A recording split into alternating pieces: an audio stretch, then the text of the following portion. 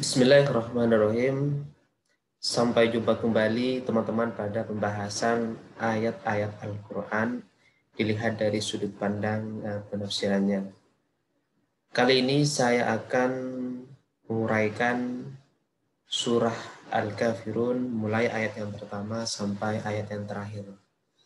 Alasan saya memilih surah Al-Kafirun karena surah ini memiliki relevansi yang sangat kuat apabila dihadapkan dengan persoalan-persoalan yang terjadi di Indonesia. Misalkan persoalan klaim kafir yang biasanya dialamatkan oleh kelompok-kelompok tertentu yang dalam tanda kutip adalah kelompok teroris atau yang disebut dengan kelompok radikalis.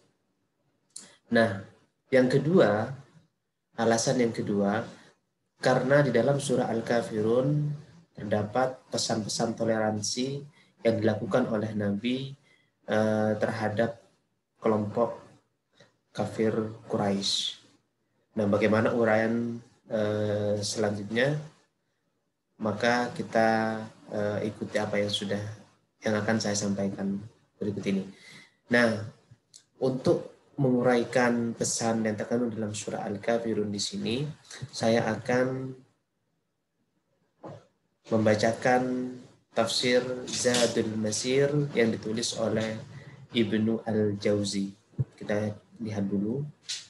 Nah, ini sudah terpampang di screen. Teman-teman yang menyimak video ini bisa sambil lalu melihat ayat yang ada di screen ini dan juga penafsiran-penafsirannya. Bismillahirrahmanirrahim. Ya ayyuhal kafirun. Katakanlah Muhammad. Jadi di sini hitopnya kepada Nabi Muhammad.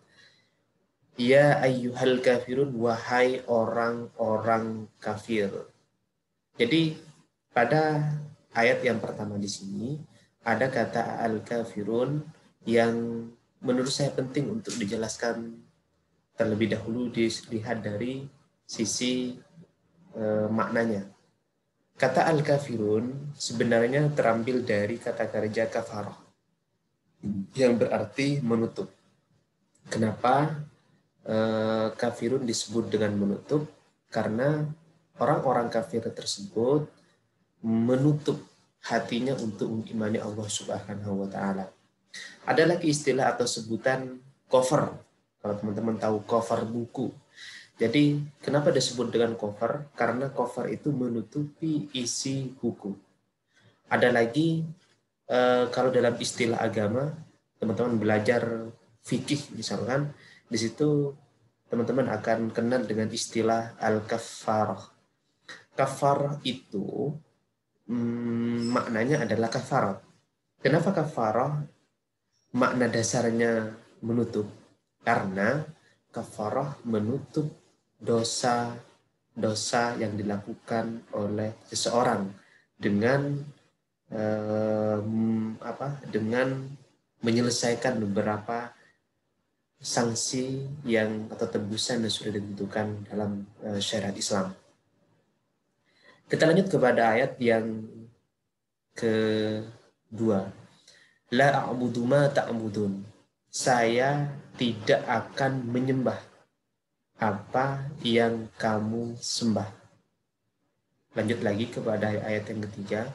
Wala antum a'biduna ma a'bud. Kalian tidak akan menjadi penyembah apa yang saya sembah.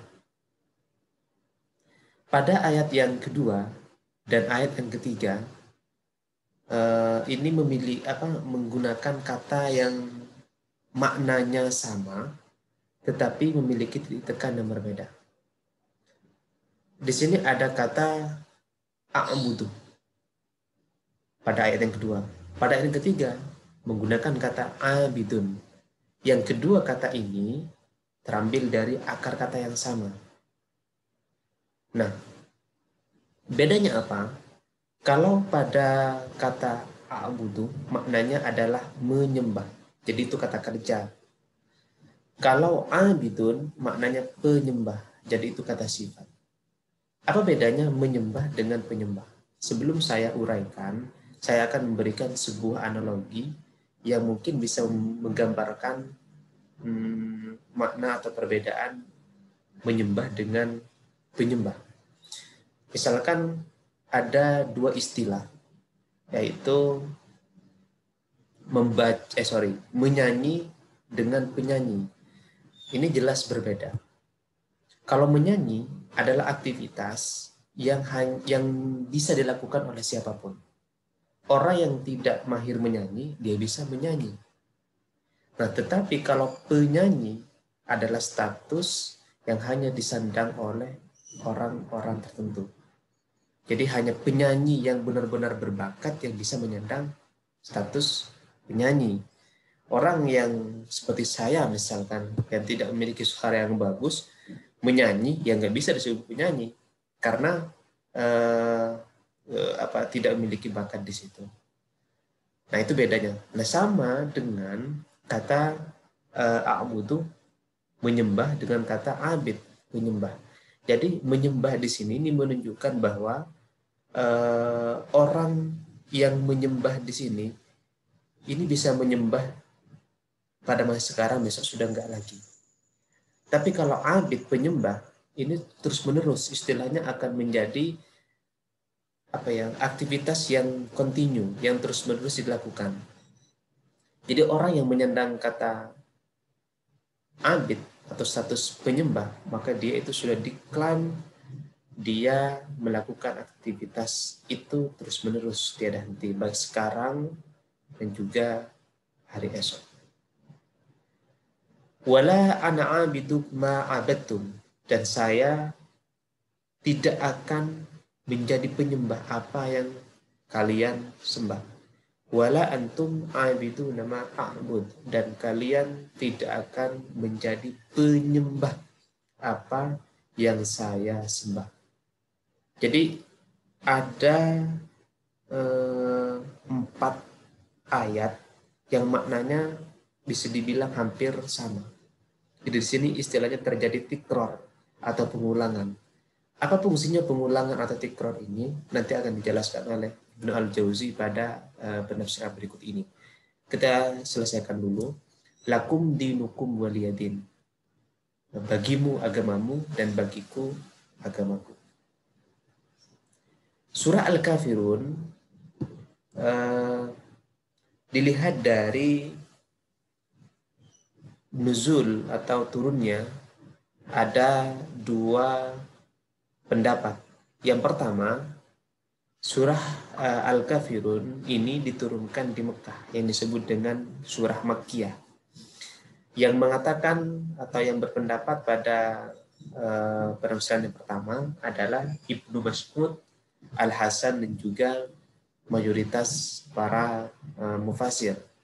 Sedangkan menurut Qatadah, surah ini turun di Madinah yang disebut dengan Madaniyah.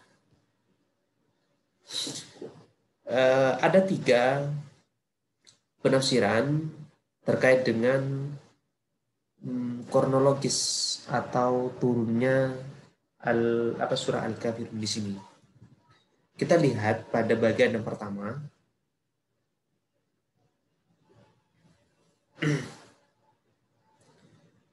Anna rohtan min Quraisyin minhum al-Walid bin Muwirah wal Az bin Wa'il wal Aswad bin Abdil Ya'us.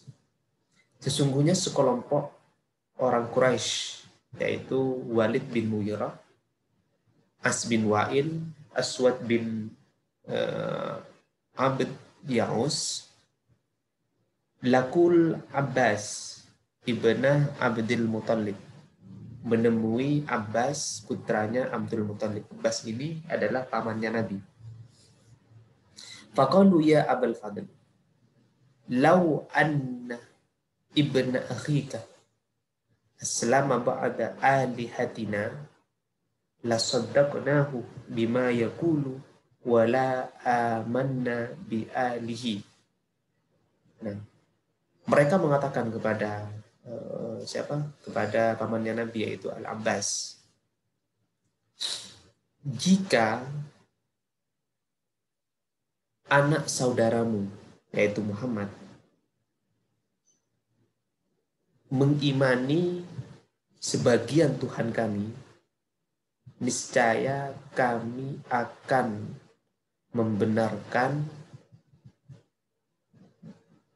apa yang dikatakan oleh Muhammad. Dan juga kami akan mengimani Tuhannya. Fa'atahul Abbas.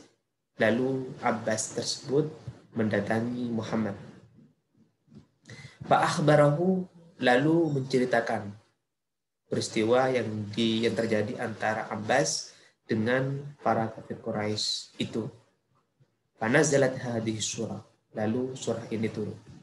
Jadi surah Al-Kafirun turun berkenaan dengan peristiwa ajakan yang disampaikan oleh Walid bin Mughirah, As bin Wa'il, dan juga Al-Aswad bin Abdu Ya'us. Mereka mengajak Nabi Muhammad melalui pamannya untuk menyembah Tuhan mereka.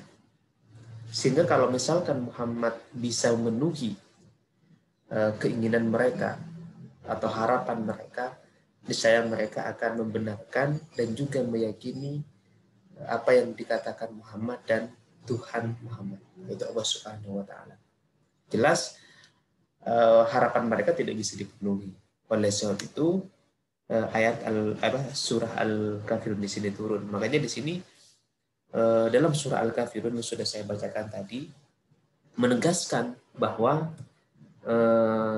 Nabi Muhammad itu tidak akan mungkin menyembah Tuhan mereka. Begitu pula sebaliknya, mereka tidak akan bisa menyembah Tuhannya Muhammad. Maksudnya di sini tidak bisa kita memiliki dua Tuhan. Tuhan itu hanya satu, jadi sembahlah Tuhan sesuai dengan keyakinan masing-masing. Makanya di sini ditutup pada ayat yang terakhir dalam surah Al-Kafirun, lakum dinukum waliyadin. Udahlah, nggak usah terlalu ribet dalam persoalan keyakinan. Jadi Tuhanmu ya udah sembah, Tuhanku ya udah aku sembah, gitu kurang lebih. Jadi ini menunjukkan toleransi yang benar. Toleransi ini bukan bukan saling gotong royong dalam menyembah Tuhan. Tapi toleransi itu adalah memberikan kebebasan kepada pemeluk agama lain untuk membenarkan keyakinan mereka. Itu namanya toleransi. Ya, tentunya toleransi ini memiliki kaitan yang erat dengan pluralisme, yaitu paham kemajemukan. Itu riwayat yang menjelaskan kronologis turunnya surah Al-Kafirun. Nah, kita lihat pada kronologis yang kedua. Wasani anna Utbah ibn Rabi'ah wa Umayyah ibn Khalaf laqiya Rasulullah. Utbah bin Rabi'ah, Umayyah bin Khalaf ketemu Rasul. Faqala ya Muhammad, la nada'uka hatta tattabi'a dinana wa nattabi'a dinaka. Mereka menyatakan dengan tegas, wahai Muhammad, saya tidak akan meninggalkanmu sampai kamu mengikuti agama kami dan kami nanti akan mengikuti agamamu. Fa'in kana amruna rusdan kunta qad akhadta bihadzika minhum. Jika urusan kami ini benar atau persoalannya kami ini benar, tentu kamu akan menjadi orang yang bahagia. Wa in kana amruka rusdan kunna qad akhadna bihadzina minhum. Niscaya kami akan bahagia pula. Karena hadis surah, lalu turunlah surah Al-Kafirun ini.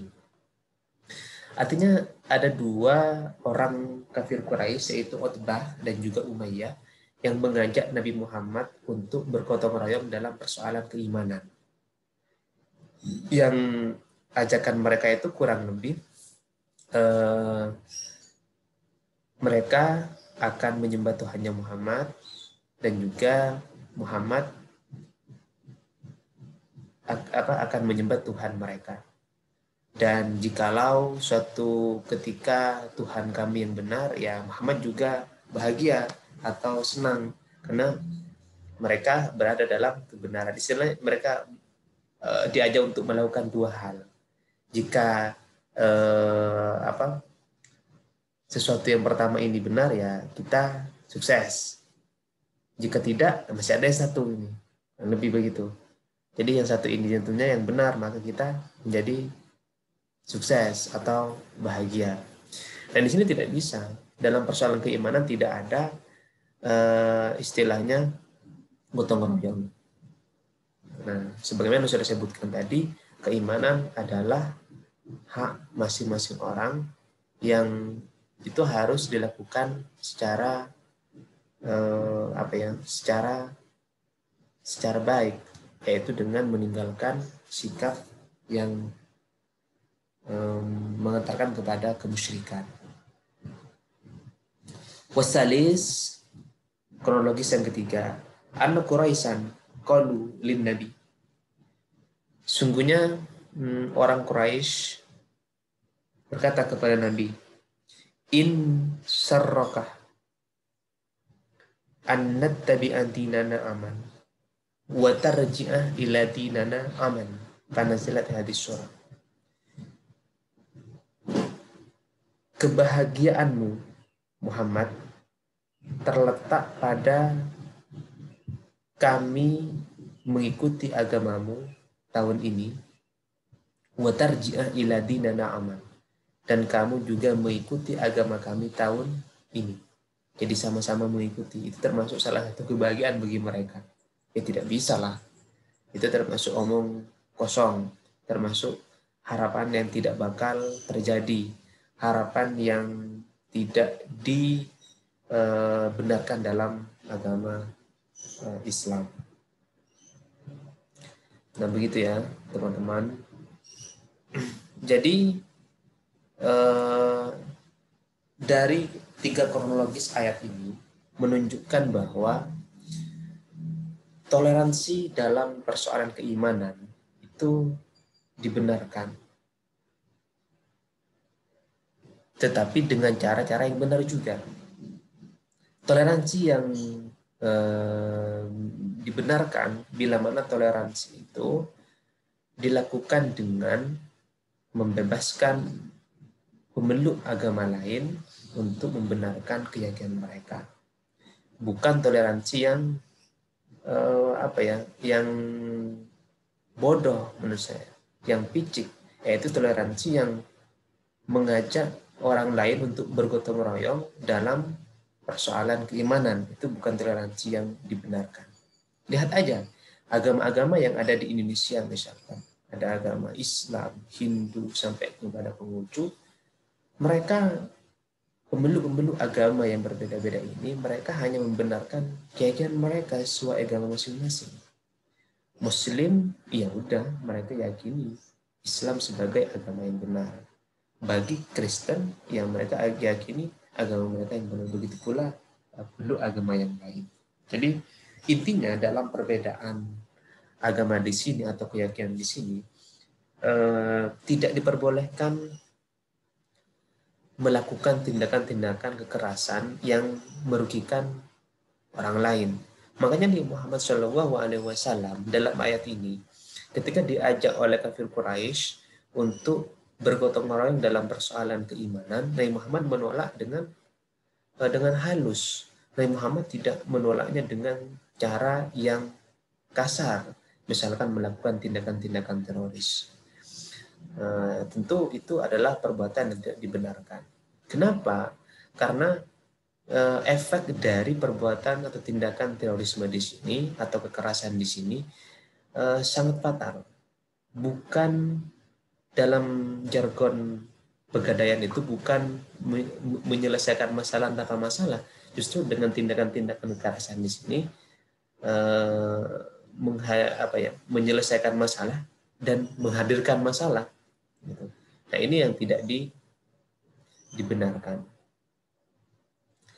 Nah perlu teman-teman tanamkan juga dalam benak teman-teman bahwa klaim kafir yang dialamatkan biasanya oleh kelompok-kelompok tertentu kepada kelompok lain dan tidak sedemikian juga tidak sekeyakinan dengan mereka adalah tindakan yang juga tidak dibenarkan. Kenapa? Karena klaim kafir itu tidak menghadirkan makna yang positif. Justru klaim kafir di sini menghadirkan makna yang negatif. Oleh sebab itu efeknya juga akan negatif. Orang yang disebut kafir dia tidak akan menerima. Nah, pertanyaannya kafir itu siapa? Apakah kafir itu adalah non-muslim? Nah, ini pertanyaan yang menurut saya menarik. Nah, kafir itu tidak selamanya non-muslim. Kafir itu adalah orang yang tidak mengesahkan Tuhan. Saya ulangi lagi. Kafir itu adalah orang yang tidak mengesahkan Tuhan. Dengan makna yang lebih familiar adalah orang musyrik. Pertanyaannya, kalau misalkan beragama di luar Islam dan mereka mengesahkan Tuhan, ya seperti pesan dalam sila yang pertama, mereka meyakini bahwa Tuhan yang Maha Esa, apakah mereka masih disebut dengan kafir? Tentunya tidak. Kenapa? Karena mereka sudah bertauhid sesuai dengan agama masing-masing. Apakah dalam agama di luar Islam juga ada tauhid? Ada. Nah, pernyataan saya ini diperkuat oleh oleh pengamatan saya ketika saya mengikuti sebuah kegiatan yaitu the Tour of the Tolerance, yang artinya kurang lebih wisata toleransi. Tour of the Tolerance di sini adalah kegiatan yang mengajak peserta untuk berkenalan dengan banyak atau dengan semua pemeluk agama yang ada di Indonesia, mulai dari agama Islam sampai Konghucu. Dan kemudian mereka dikasih kesempatan untuk berkunjung kepada tempat ibadah mereka. Ketika saya bertanya misalkan kepada salah seorang pemeluk agama Hindu, Konghucu dan lain sebagainya, saya tanya dengan bahasa polosnya mungkin ya, apakah agama Sambian itu banyak? Mereka jawab enggak, agama saya satu. Terus patung-patung yang ada di tempat ibadah ini apakah menunjukkan bahwa mereka Tuhanmu? Mereka jawab enggak. Itu hanya sebatas arah.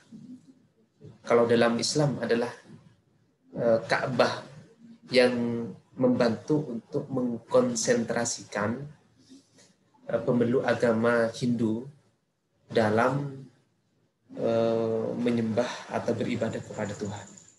Jadi sama dengan dalam Islam. Kita misalkan menghadap ke kiblat atau ke Ka'bah dalam melaksanakan ibadah. Apakah kita menyembah Ka'bah? Tidak. Kita tetap menyembah Allah Subhanahu wa taala yang Maha Esa. Kita hanya menghadap ke kiblat, tujuannya adalah untuk mengkonsentrasikan, untuk menyatukan semua beluk agama Islam agar dalam beribadah kepada Tuhannya. That's it ya. Jadi tidak ada tidak dibenarkan klaim kafir yang dialamatkan kepada kelompok tertentu. Apalagi klaim kafir itu dialamatkan kepada sesama Muslim yang berbeda pemikiran. Itu tidak dibenarkan. Nah itu teman-teman uraian dalam surah Al-Kafirun, dan saya harapkan berjumpa lagi pada video-video berikutnya.